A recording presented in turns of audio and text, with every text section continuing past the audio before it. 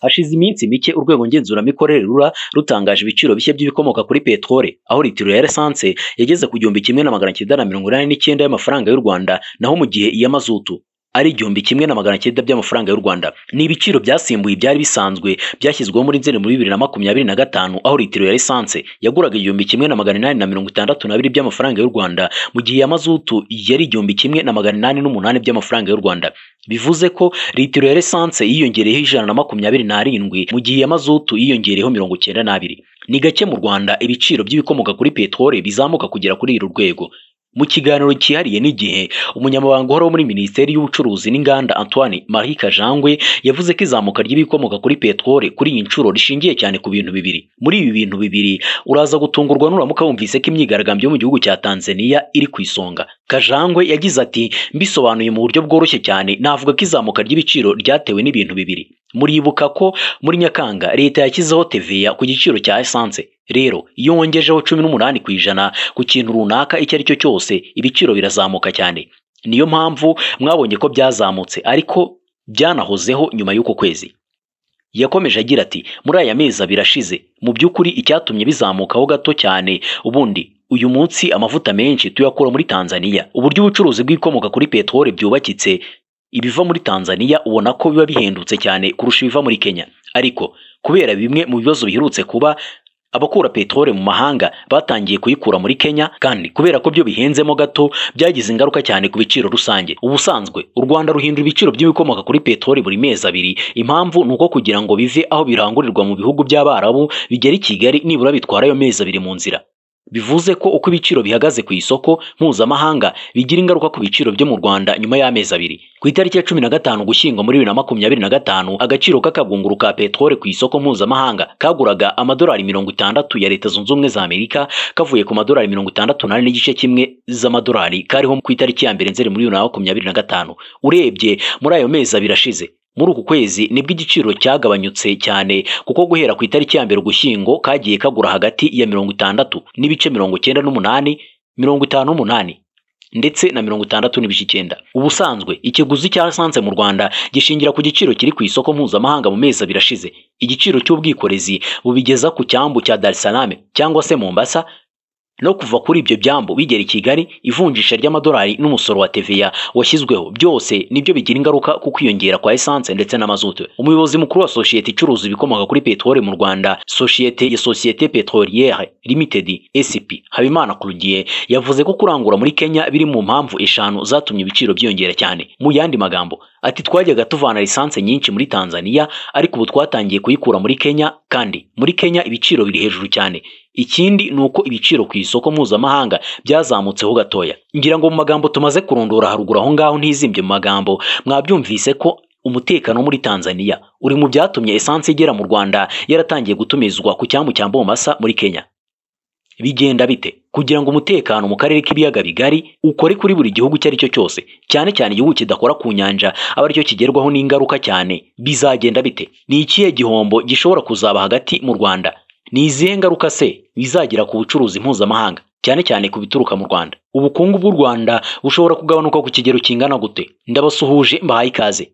Nitwa Tuyiringire Ahmed. Mu buryo bw'imibare yagaragaje ko nibura 99% by'ibikomoka kuri peteroli byinjizwa mu Rwanda byaturukaga muri Tanzania, ariko kubera ibibazo byo gupakurura amato atinda n'iby'umutekano muke byagaragaye mu bihe by'amatora y'umukuru w'igihugu aheruka, byatumye herekezwa amaso muri Kenya. Muri Nzeri mu mwaka wa 2025, lisanse yakuwe muri Kenya yageze kuri 34%, Tanzania biba 66%. Mu Kwakira mu mwaka wa 2025, yavuye muri Tanzania yabaye 87%, mu gihe yavuye muri Kenya yabaye 13%. Muri rusange yavuye muri Kenya muri ayo mezi abiri yageze kuri 23%, ivuye kuri 1% ryonyine. Uyu mugabo yakomeje agira ati, urumva rero ko lisanse tuvana muri Kenya yiyongereye cyane kandi inahenze, bituma igiciro kizamuka. Habimana yerekanye ko nubwo amafaranga ya mazutu yiyongereyeho litiro ikagera ku 1900 by'amafaranga y'u Rwanda, harimo nkunganire ya leta ingana na 78 kuri litiro imwe. Ati, iyo batayishyiramo byari kugira ingaruka nini cyane. Urabizi ko mazutu ariyo itwara abagenzi ibintu byose. Leta yashyizemo nkunganire y'amafaranga 78 yagabanyijwe ku musoro. Kuri lisanse ho nta nkunganire yashyizweho, niyo mpamvu bihenze cyane. Yasobanuye ko nubwo bimeze bityo bikwiye ko habaho gukoresha imihora yombi mu kurangura ibikomoka kuri petrole kuko ari byo byafasha igihugu. Gusa umutekano muke muri Tanzania nawe ukomeje kugenda uba ikibazo gikomeye. Kajangwe yagaragaje ko nubwo ibiciro by'ibikomoka kuri petrole byiyongereye cyane hari gutekerezwa uko hakorwa ibishoboka byose kugira ngo byongere bigabanyuke. Ati hari ingamba leta iri gukora igamije kureba ukuntu ibi biciro twabigabanya, harimo no kureba ukuntu twatangira kunoza uko aya mavuta ari guturuka muri Kenya yahinduka, kandi turateganya ko mu mezi 3 ari imbere cyangwa se 4 bishobora kuzaba byagiye ku murongo. Ku bijyanye no kuba nkunganira ishobora gushyirwaho, Kajangwe yavuze ko atabizi neza ariko ko leta ikomeza kubireberaho buri gihe ikareba uko byagenda. Yerekanye ko ibi bidakwiriye kugira ingaruka nini cyane ku kuzamuka kw'ibicuruzwa bisanzwe kuko ikiguzi cy'ubwikorezi kitiyongereye cyane. Mu busesenguzi Minisiteri yakoze yerekanye ko hashobora kwiyongeraho amafaranga 4 cyangwa 6 ku giciro cy'urugendo ku kiro kubiva mu burasirazuba na hagati y'amafaranga 6 n'8 kubiva mu karere ka Rusizi. Ati ntihagakwiye kuba ingaruka ku wundi bucuruzi, ndetse mwabonye ko ibiciro by'ubwikorezi rusange bitazamutse. Ntabwo abantu bagakwiye kubyitwaza mu kuzamura ibiciro. Usanga abashaka kubyungukiramo babyitwaza bakongeraho 20 cyangwa se 30 cyangwa 40 ku giciro kandi nta ngaruka byakagize. Nubwo avuga atyo hashingiwe ku busesenguzi bwakozwe na Minicome, niba ikamyo itwaye tone 5 z'ibicuruzwa no ukuvuga ibiro 5,000, igiciro cy'ubwikorezi gisanzwe hakwiyongeraho hagati y'ibiro 20,020 n'ibihumbi 30 by'amafaranga, mu gihe ivuye mu karere ka Rusizi hakwiyongeraho hagati y'ibihumbi 30 na 40 by'amafaranga y'u Rwanda. Bikaba bigoye cyane ko ababikora bakwemera kuyahara kandi bakoresheje menshi banywa mazutu. Umwe mu batwara imodoka z'imizigo ituruka mu ntara y'Amajyepfo yerekeza mu mujyi wa Kigali, Musabire Masiprie, yagaragaje ko ibintu byamaze guhinduka cyane kuko ikiguzi cy'urugendo cyiyongereye cyane. Ati mu bwikorezi ntabwo byazamutse ariko mu kwikoramo tugura mazutu byariyongereye cyane.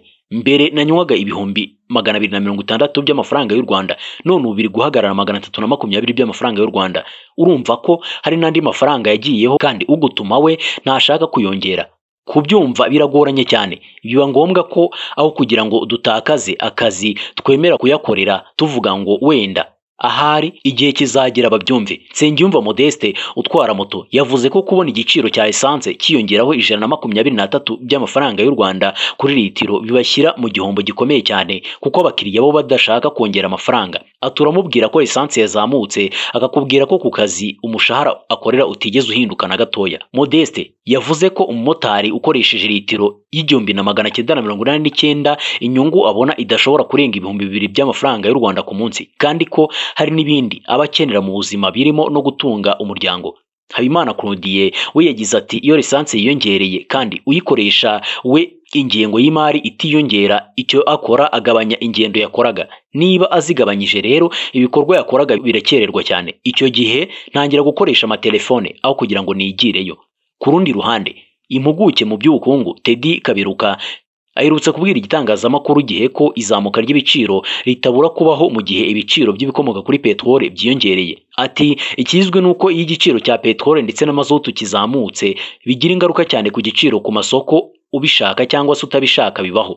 Wa muntu usanzwe atwara ibicuruzwa ku isoko ubwikorezi buba bwazamutse. Ntabwo rero umuntu wari usanzwe afata ikamyoneti akajya kuzana ibirayi mazutu iziyongera ngo abure kuyashyiraho. Yerekanye ko kandi izamuka ry'ibiciro rigira ingaruka cyane kuko rituma abantu bananirwa guhaha ibyo bari basanzwe bagura, ndetse n'ingano y'ibyo kubagura ikagabanuka cyane. Kugeza ubu mu karere ka Afurika y'Iburasirazuba nko muri Uganda, litiro y'essence iri kugura $1.42, ni ukuvuga ibihumbi 259 by'amafaranga y'u Rwanda. Muri Kenya amashiringi ya Kenya 188.38 angana n'ibihumbi 269 by'amafaranga y'u Rwanda. Tanzania litiro iri kugura amashiringi yo muri icyo gihugu 2,752 angana n'igihumbi 635 by'amafaranga y'u Rwanda. Mu Burundi igiciro cya essence kiri ku bihumbi 4 by'amarundi bingana n'igihumbi 1,967. Mu gihe muri Repubulika ya Demokarasi ya Kongo litiro iri kugura $1.22 angana n'igihumbi 777 by'amafaranga y'u Rwanda. Nubwo bivugwa ko imyigaragambyo muri Tanzania iri gutuma essence yo mu Rwanda yiyongera cyane, urabona ko no mu karere ka Afurika y'ibiyaga bigari n'ubundi essence irahenze ku rwego ruri hejuru. Ibi bintu biterwa n'iki? Niba Tanzania ikora ku nyanja biterwa n'iki kugira ngo igiciro cya essence yo muri Tanzania kijye kungana n'igiciro cya essence yo mu Rwanda? Bigenda bite ngo Kenya ifite icyambu cya Mombasa aho u Rwanda rujya kurangura essence, aho u Rwanda rujya gufatira essence, igiciro cya essence muri Kenya kirute icya essence yo mu Rwanda? Ni ibintu buri wese adashobora gusobanukirwa. Ibiciro hirya no hino ku ruhando mpuzamahanga biri kuzamuka cyane. Muri rusange ingaruka uko byagenda kose zigomba kugerwaho ndetse zikagira n'ingaruka ku isoko ry'akazi, isoko ry'umurimo. Essence irazamuka, ibicuruzwa bizamuke, ariko kandi nujya kureba umushahara ku kazi ukorera urasanga umushahara nta kintu na gitoya kiyongereyeho, ahubwo ku ruhande rw'umukoresha kubera ko nawe akeneye iyi essence byakabaye byiza umushahara wawe nawe ugabanutse. Ibi bintu bizagenda bite? Reka tubitega amaso. Ndabashimiye, nitwa Tuyiringire Ahmed.